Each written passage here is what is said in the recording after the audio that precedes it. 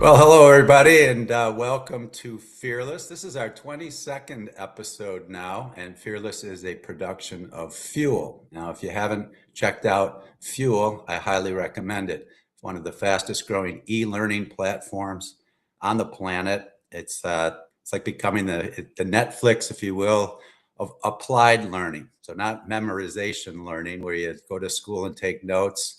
Imagine trying to play basketball learning from a textbook in a classroom. No, you'll learn how to play basketball or any sport or any instrument or essentially any skill in life by doing it, not by thinking about it and planning it for another day and studying it and theoretically getting it. No, Fuel is about immediate applied learning so that you actually finish quickly with the skill being developed, whether it's selling, closing deals, leading people, speaking, whatever, meditation. It's a broad platform.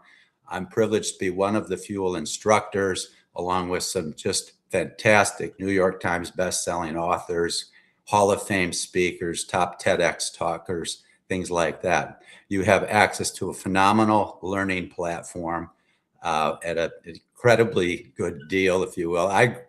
40 years ago when I was getting started, I was looking, at reading books, going to the library, essentially, no internet, no Google, no YouTube. But I highly recommend, if you've heard me before say this, lifelong learning. And so today, Tom Pabin and I are going to talk a lot about that and just what does it take to get through fear, to get through anxiety, to deal with adversity, things like that. And you've got an excellent group of instructors ready to help you, coaches, if you will. And Tom is a business coach, also a keynote speaker, the author of the book Squeezed. So if you're ever feeling squeezed, he's got me a signed autographed copy here, and I'm just loving it. He'll tell you more about his story with that. And so check out myfuel.io and you get a 7-day free trial. And you can actually interact, if you like, with my twin, my AI twin. Now, my AI twin is downloaded with essentially 40 years of my work. What does that mean? It means I have 20 books published, hundreds of articles, hundreds of YouTube clips, hundreds of interviews, all loaded into my bot, so to speak, or my AI twin, where you can ask me questions, anything within my body of work, and get immediate 24/7 responses in multiple languages. Essentially, the AI twin has better recall than I do. And that's my entire body of work. Incidentally, anything you ask any one of the Fuel instructors, AI twins, they're not going to the internet to get you an answer. It's not like Googling something. You're communicating directly with the coach. It's a phenomenal use of AI, and it's a tool. You can check it out, again, free for 7 days as part of the Fuel platform. I'm super excited about delivering to the world what we have to offer, especially around dealing with fear and doubt and anxiety, leadership strategies, team building tips, just phenomenal stuff. So that's Fuel. And then each week, as you know, on Fridays, I bring in a special guest. Not always, sometimes I do the show solo, but guests who've been there, done that, and really have something powerful to offer. Not theory, but actual practice. Okay. Wisdom. And I always say wisdom comes from experience. You don't gain wisdom in a classroom. It comes from the school of hard knocks, if you will, in some cases, really getting knocked down, having to improvise, having to figure things out. And one of my courses at Fuel is called creative problem solving. Sometimes it just means I got to get creative here. I'm not quite sure what to do, but doing it with courage, doing it with tenacity, doing it with inner peace and strength. So that's what we're going to be getting into today. So Tom is going to talk to us about this whole idea of being squeezed and under pressure. And he may talk a little bit about his athletic background. I can certainly relate to that, where the pressure actually helps you perform at a higher level, a peak level, if you will, where you actually thrive on it because it's helping you elevate your game. And Tom will also talk about how it helps people find their purpose and what they can do to give. So with that introduction, Tom, I'll give us a couple of opening words. Tell us who Tom Pabin is and how you ended up here. How'd Yeah, you well, right now. I'm honored to be here today, John, and be part of the whole fuel process, right? Because everybody has within them, certain gifts, and most of us don't have, right? Most of us are not 7'2", right? So our gifts are not so easy to say, hey, you should be playing basketball, right? Most of our gifts are hidden, and unless we try to experience. I mean, think about it. You could be walking around today being lucky, and you wouldn't even know it, right? You played the lottery, or went to the track, or did something, right? I mean, you wouldn't even know it. So think about the gifts that you have in your life that you don't even know it. So what happened for me is I got involved in some opportunities that those gifts they become alive within me, right? Because it was exactly where I needed to be. So originally from Youngstown, Ohio. So grew up in a steel mill town. My dad was a steel mill worker. So that means, right, what? Consistency, right? So that was my model. That was great, right? Just kind of get up, do your thing every day. Nothing fancy, nothing too sexy about that, John, but it sure was a great model for me, right? Get up and go to work and be able to do that. And do your chores, right? And continue to do that every day. And so there was some value in that sense of accomplishment and just being consistent. That's right. That's where I got it. So my mom passed away when I was young. I was 10 years old. And what happened is 29 years ago, when I was in my mid-20s, my father got ill. I was living in Kentucky. I was a youth minister, and I was a financial advisor. And so I took some time off from doing those two things and went up to help take care of my dad in Ohio, in Youngstown. And so what happened is I spent the best 5 months of my life with my dad, and my dad passed away. So here, my parents, my godparents, and my grandparents had all passed away. I'm in my mid-20s, and I said what anybody would say: life is short, right? So that's when I decided to give my life to teenagers. And what happened is that was I thought that was going to be at my church. I thought it was going to be this youth minister extraordinaire and do that. And I did that for 9.5 years, but I did it volunteer. I didn't do it for pay. And so what happened is along the way, I realized, I wasn't going to be able to make a living, right? Be able to have a family and have a dog and all the normal things. So we had a young lady in our youth ministry program that said, hey, I need help on my college planning, right?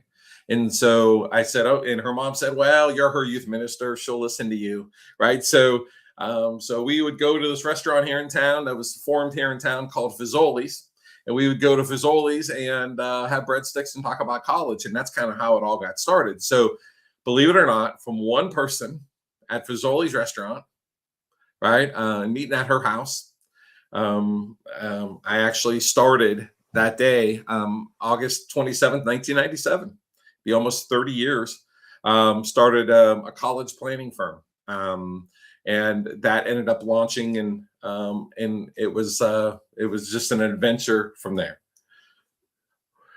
Yeah, that's Class 101, right? Yes, that is correct. Yeah, the name of the company is called Class 101.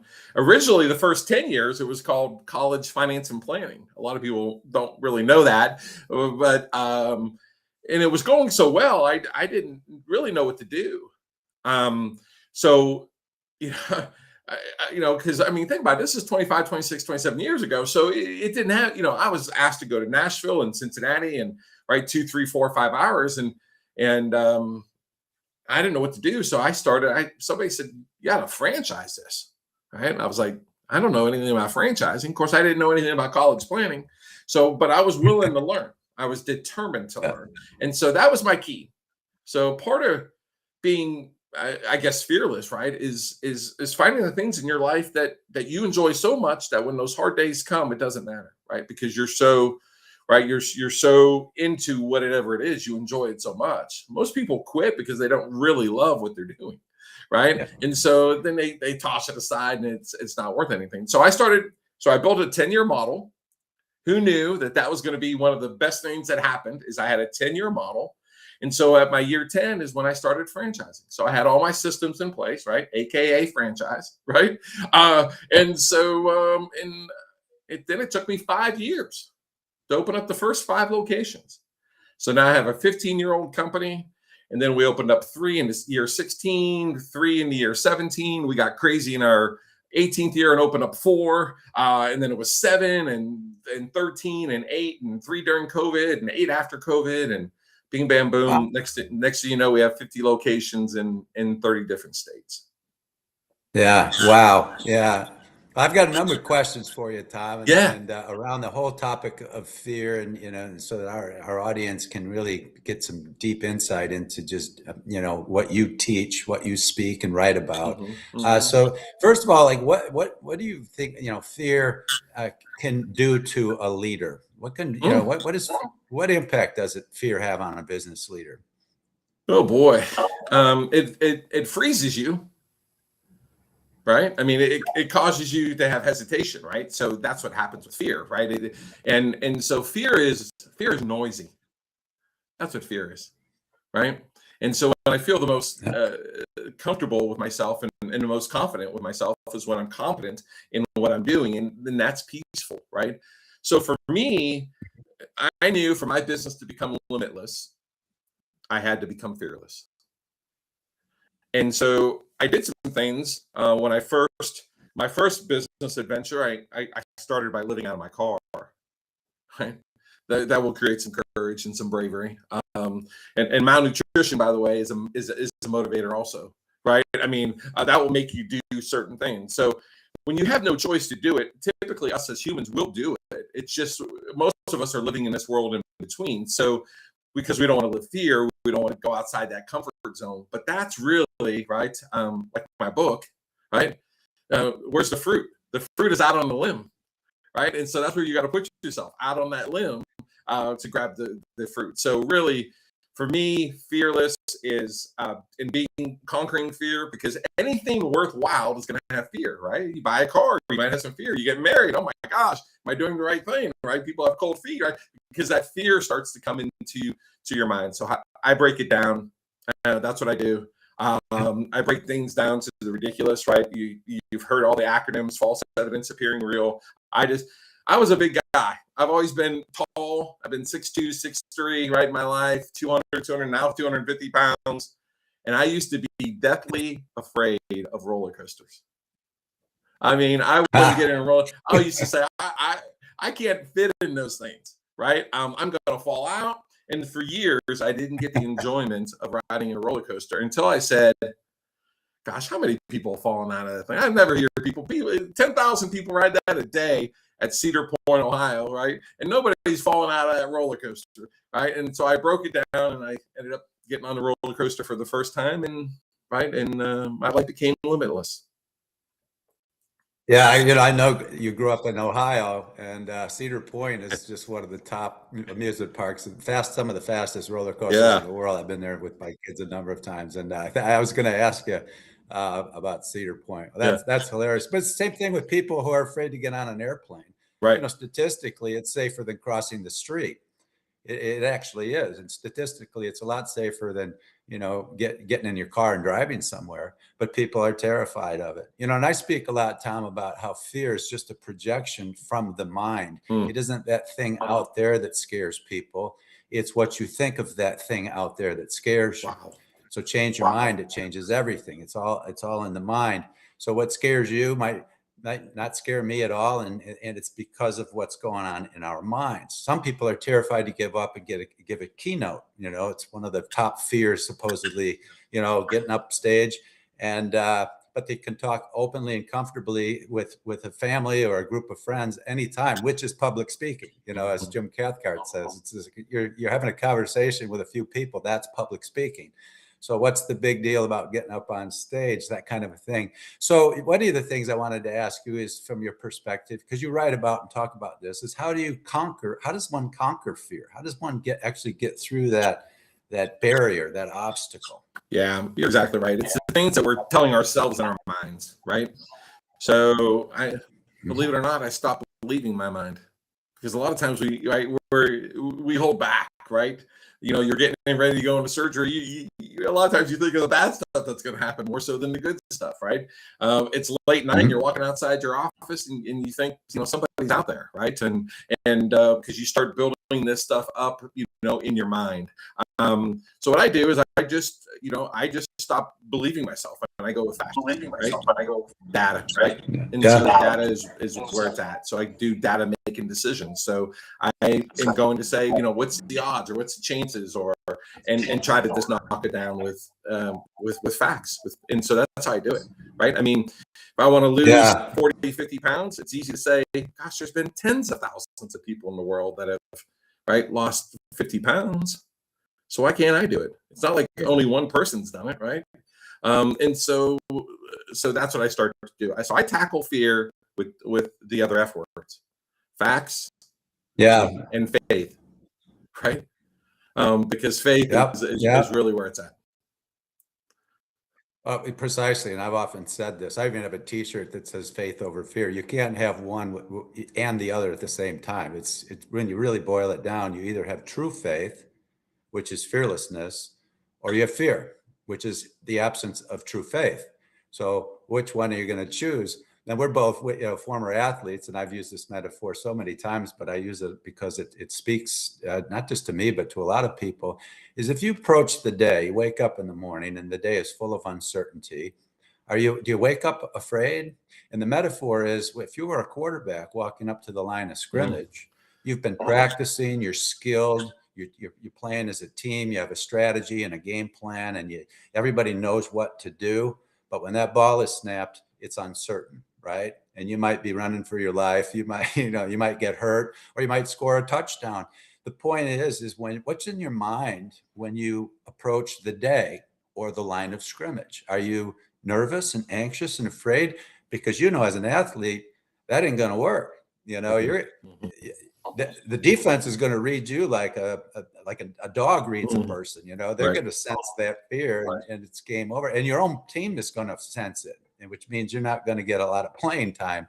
So that's critical, that to find your way through the fear. I use a tool called the FMEA, and I teach this in one of my fuel courses, the failure mode effect analysis. A simple version of it is saying, well, what could go wrong? Right. And how serious is it if it goes wrong? Because it might not be serious at all. So I say something, I trip over a few words, or I stumble up the stairs to get on stage. So what?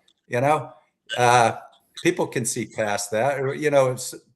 It's kind of a so what attitude that, it's not that serious. And if it is, the key to the FMEA is, what can I do now to mitigate that risk, to change it? And then I always reverse it and say, what's the risk of not doing it? So it's not just the risk of doing it and evaluating that, look at facts and data and statistics like you talk about, but the risk of not doing it. And to use your metaphor of it's paralyzing, or it freezes you, the risk of being frozen and not doing something you're capable of, not really stretching to your true potential. Now what? Well, the risk of that is you're living with regret.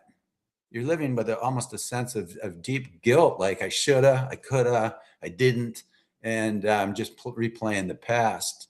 So another question for you is, how do people identify what it is they're afraid of?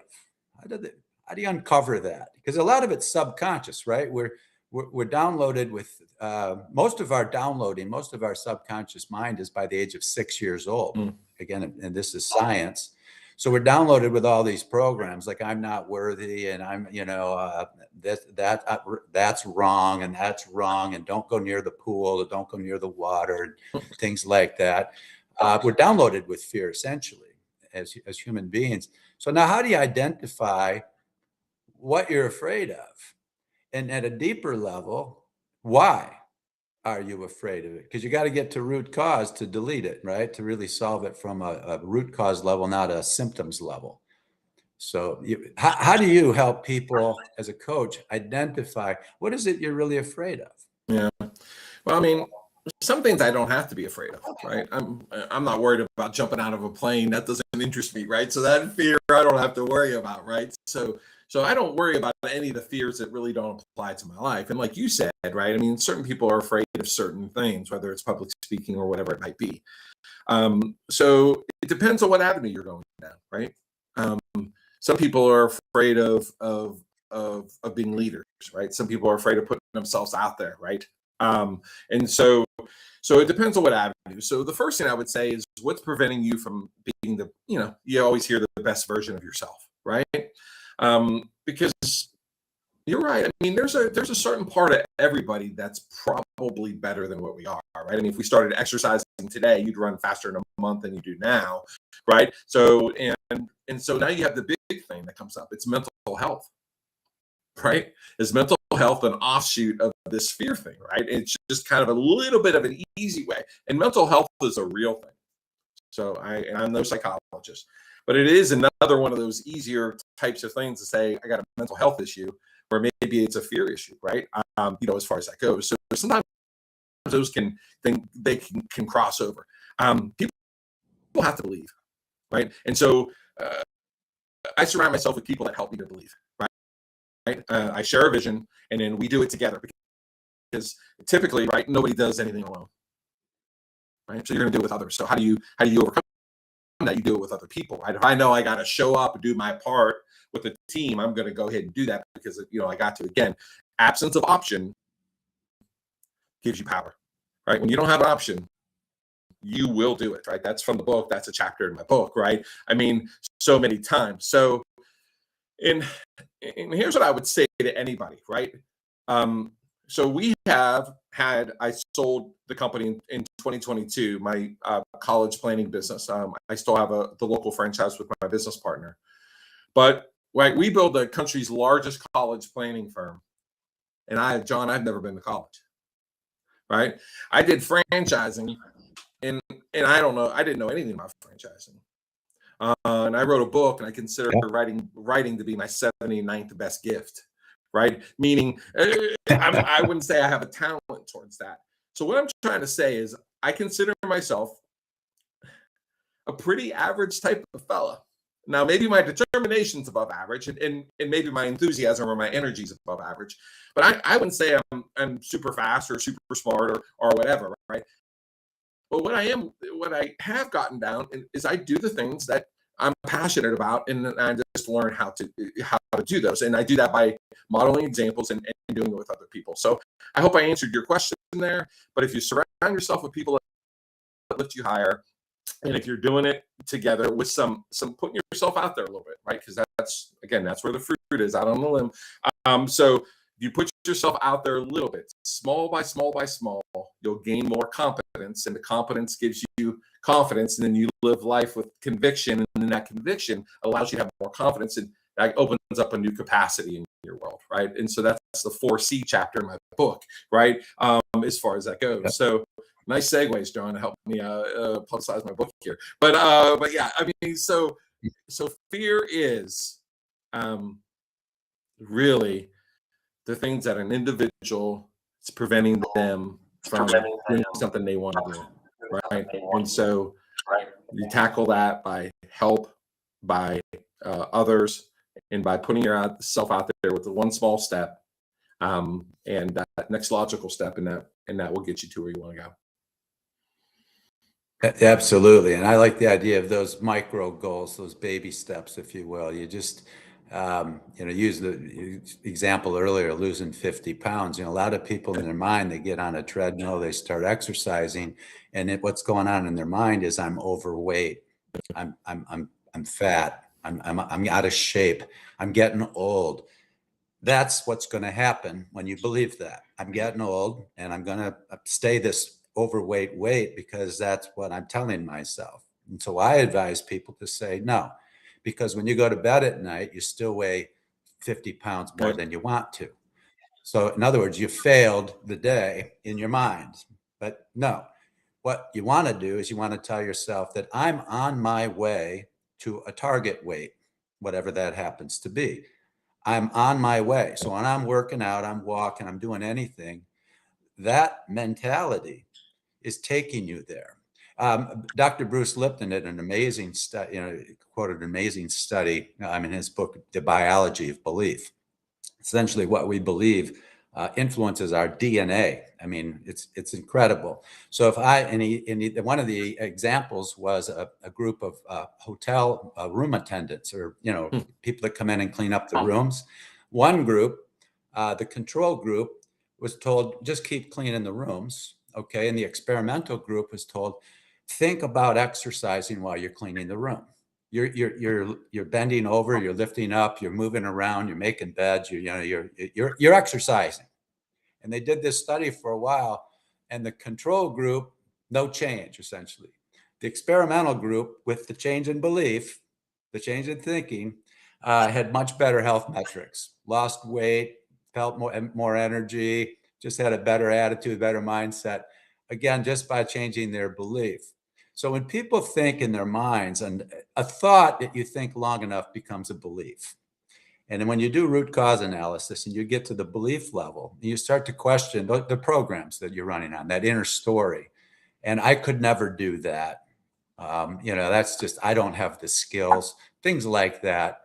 Wrong. We don't even come close to our true potential in life. When you look at the psychological studies on people and things like that, we don't use a fraction really of our brain capacity. This is science, not philosophy. So you start thinking about, like you said, you never took a college course or whatever, and you started this amazing class 101 business and franchise. When I started 38 years ago now, I didn't know a thing about consulting. I didn't know a thing about writing books. There was, again, no internet, no Google, no YouTube. How do you do this? It was like you figured it out, right? And at 28 years old, who was going to take me seriously? But if I would say this too, Tom, and I would love your comments on it. If your what you want and your why it's important to you is powerful enough, the how and the who show up. In other words, I'm going on this mission and I'm open to the who can help me, who's already been there and done it that I can learn from. This is why I'm a big believer in Fuel, is because you've got instructors available to you to coach you. And so back in my day, I'm reading books, I'm going to conferences and stuff. I'm trying, I'm hungry for this stuff, just like you were. And then I read a book about how to write a book before I actually wrote my first book. And it was actually a great book, How to Get Happily Published by Judith Applebaum. 38 years later, I can still tell you about this book. That's how important it was. I went to a Train the Trainer to learn how to train, seminar, workshop. It was that attitude, like you said, of I'm passionate about this. Of course, you're feeling squeezed along the way. And I wanted you to talk just a little bit more about the idea of being squeezed, the pressure helping you find purpose. Okay. And you open your book with a quote from Wayne Dyer. I love Wayne Dyer's work. It was something like, the juice is inside the orange or the lemon. So when you squeeze it, what comes out? The juice. And so when we're squeezed, what comes out? It's whatever's inside us. That's right. And it's that I talk about that inner story. It's if it's confidence and passion and positivity, you get squeezed, you come out, you're inspiring to the world. If it's fear, okay, and toxic thinking, negative thinking, everything becomes toxic. Your relationships become toxic. Your body becomes toxic. Your brain may become toxic. And then you start suffering from all kinds of dis-ease because internally you're not at ease. It's a powerful combination. So as we start to finish up here a little bit, Tom, talk to me about, to the audience really, about the whole idea of squeezed, how you came up with that, and how do you use that to find your purpose in life? We all have it, right? Well, first of all, let me say there's never been a better time than right now, right? To succeed in our world, right? With AI, with what's going to happen in the next 5, 10, 20 years, it's just going to be an amazing opportunity. So there's never been a better time. This is an amazing market environment that we live in, that anybody can become successful or rich or whatever your term is, for success. In the meantime, there's going to be some struggles. I had focus group that would meet every Wednesday. I found myself not hitting my timelines on my book. So I created a Wednesday at 11 o'clock in the morning timeline. And it was amazing how those Tuesday nights, so many of those Tuesday nights, right? I was stayed up till midnight or slept at the office writing to get my stuff done. So if you're going to get to this time, I mean, 85% of the people live in a normal circle. Everybody's trying to bust out of it. But the world and sometimes other people bring us back into that circle. It's the 15% that live outside that circle that are really, truly, right? They're coming alive. They're not living. They're alive, right? As far as that goes, right? And so what happens is you got to bust through that. So it's going to take being right. I love the fearless. But you got to be relentless. There's got to be something that you're going to have to be relentless. It's just part of it. I mean, these kids that take these to become, a doctor, what they got to do to study for 3, 4, 5 months, 40 hours a week, right? There's going to be something that you're going to have some type of incredible effort relentlessly that is going, and so you feel that pressure, right? Because you got to take that exam. If you don't pass that, when I was a financial advisor, when I first became a financial advisor, I had 30 days, right? 90 days to study the test. If I didn't pass, I got fired. That was the rule, right? So I had to pass. You needed a 70. I got a 76, right? Thankfully. But the pressure. So if you know that that's there, right? I mean, think about getting up in the morning before work and working out. Right? Maybe there should be a fearless podcast on New Year's Eve, New Year's resolutions fearlessly, right? Lose weight, better finances, quit smoking, right? You could just do that podcast, John, and you do great, right? So, I mean, but think about that, right? So, but we have to put ourselves, it's going to be some kind of effort. And if you're feeling that, then you got to know that it's coming. It will come. So most people will quit, right? You hear all this, never quit, and Jimmy Valvano, right? Never, ever quit. You hear all these different types of things, right? But when you're living it, nobody wants it, right? That's just the first chapter of my book. Nobody wants to feel pressure or have to risk a bunch of money or do that. But that is where you get to that 15% level outside the circle, and you really start to really develop unbelievable fulfillment, not regular fulfillment, just a thankfulness and a gratitude, right? It also could be money, right? You can make a large sum of money. There's different ways of success. Some people like titles and being in positions of being able to deliver podcasts like this, right? Or to write your own book. Everybody's got a story to tell. I just happened to tell mine in a book, and I wanted to do that for partially my legacy, but it was tough just even writing the book. So if you're experiencing pressure right now, hopefully you're finding your purpose and your passion more than ever. It's okay. I'm not saying enjoy it, right? Because nobody's going to enjoy it. I get it, right? But also know that there's something on the other end coming that's going to get you outside that 85% circle.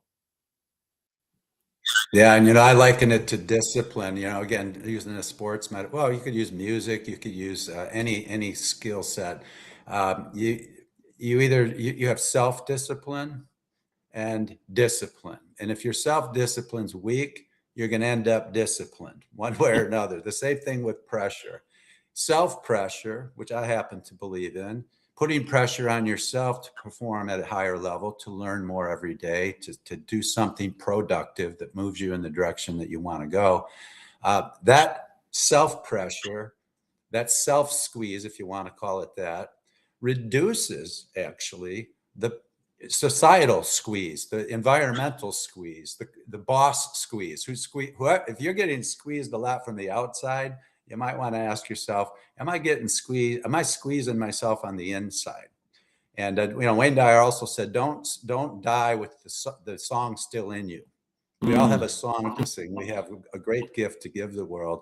And if we don't give it because we're afraid, we've just butchered our own life, so to speak. We've really and the thing is if we have a gift to give the world, we haven't just hurt ourselves. Okay, we've neglected the world. We're here to give, and if we don't, we're not only hurting ourselves, we're actually hurting the world. So with that, I mean, Tom Pabin, please check out his book, check out the video here, the full recording, if you miss it, on YouTube.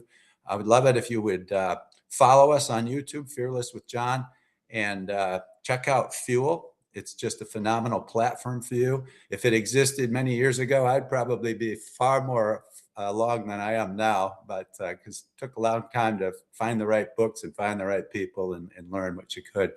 But encourage you to commit to lifelong learning. You got resources all around you. Check out our YouTube channel and share it with your social media. Check out Tom's book.